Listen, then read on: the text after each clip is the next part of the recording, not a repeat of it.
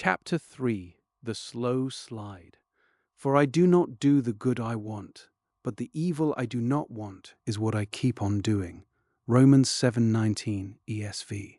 The deepest desire of our hearts is for union with God. God created us for union with Himself. This is the original purpose of our lives. John Eldridge, The Journey of Desire. Freshman year, I started smoking weed. I need to be honest about something right here at the start of this chapter. I'm not going to dress it up.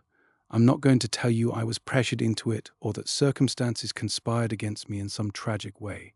I made choices. Choices that felt small at first, the way choices like that always do. By sophomore year, cigarettes. By junior year, I'd quit the band, the one thing that was actually good for me. And the truth is, I quit because the lifestyle I was choosing didn't mix well with showing up to rehearsals sober and on time. You start prioritizing the thing that controls you, even when you don't realize that's what you're doing. By senior year, the picture was pretty dark. I was doing LSD, taking pain pills and Xanax, using cocaine, and drinking alcohol. Every waking moment was organized around one of two things: using or figuring out how to use next. I had always been one of the smart kids. I want to say that not to brag, but because it matters to what comes next. I had real potential and I knew it, but by senior year I was barely passing. I missed so much school that year that I almost didn't graduate. Only by the grace of God, and I mean that literally, did I walk across that stage. Here's the thing about addiction that nobody warns you about. It doesn't feel like drowning at first. It feels like swimming. It feels like relief. It feels like you finally found the thing that quiets the noise in your head, the thing that fills in the cracks, the thing that makes you feel like you belong somewhere, even if somewhere is just a car behind a gas station at midnight. I thought I had found something to fill that hole in me, but what I'd actually found was something that made the hole bigger. That's the cruel lie of addiction. It promises fullness and delivers emptiness every time, and then it tells you the solution is just a little more.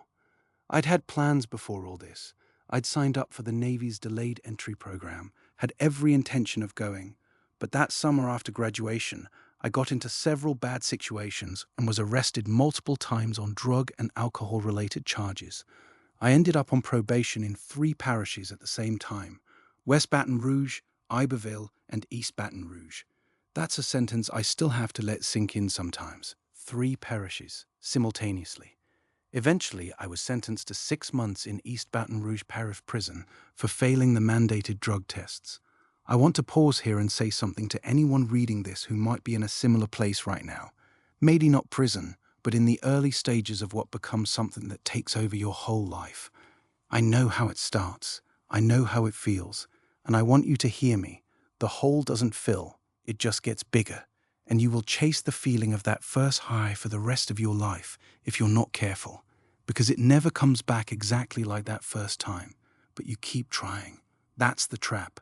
That's what I walked into with both eyes open because I was 17 and in pain and I didn't know a better way. I wish someone had told me. Maybe they tried. Maybe I wasn't listening. I'm telling you now.